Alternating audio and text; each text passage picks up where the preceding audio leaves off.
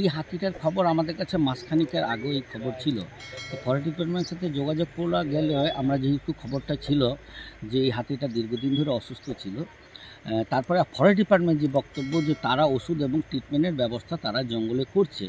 কিন্তু আজকে এতদিন পরে হঠাৎ করে আবার যে নজরে আসলো যেই যদি ট্রিটমেন্টের ব্যবস্থা করে থাকতো সেই রকম বা সুর থেকে সব ওষুধ যদি হাতি খেয়ে থাকতো, তাইলে আজকে যে তার লেজের পিছনে যে এত বড় গ্যাংরিং, এত বড় যে ঘা, সেটা আমার মনে হয় এত বড় হতো না।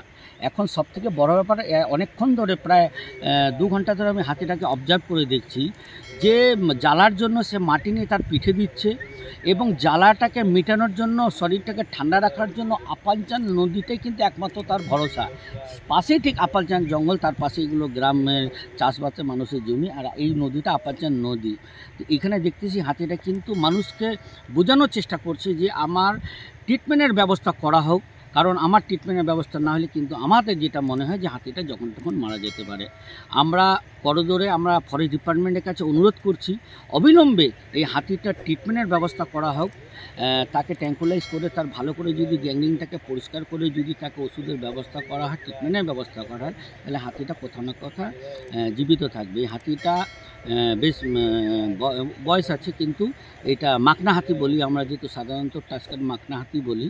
তো আমরা চাই প্রশাসন অবিলম্বে এই হাতিটার উপরে নজর দিক এবং তার ট্রিটমেন্টের ব্যবস্থা করা হোক। এবং সবথেকে বড় ব্যাপার যে গাছে চিবোতে পারছে না, গাছের যে পাতাগুলো টানতে পারছে না, নিজেকেও দুর্বল মনে হয়। তার পিঠে কিন্তু একটা বড় গ্যাংরিং দেখা যাচ্ছে, বড় একটা গ্যাংরিং। এবং স্থানীয় যারা বনকর্মীরা আছেন, যারা এখানে ডিউটি করছেন, তারা কিন্তু কলা গাছ এনে দিচ্ছেন। হাতিটা ততক্ষণে জঙ্গলে ছিল, এখন কিন্তু হাতিটা বের হয়ে আবার কলা গাছ খেয়ে আবার যে শরীর জ্বালা হচ্ছিল তার জন্য আবার অবশ্যই বনকর্মীরা ঠিক আমার পিছনে কলা গাছ দিল, ও কলা গাছ দেখেই কিন্তু আবার সে খাওয়ার জন্য কিন্তু নদী থেকে বের হয়ে যাচ্ছে। পেটে খিদাও আছে, তার সাথে সাথে শরীরে জ্বালাও আছে।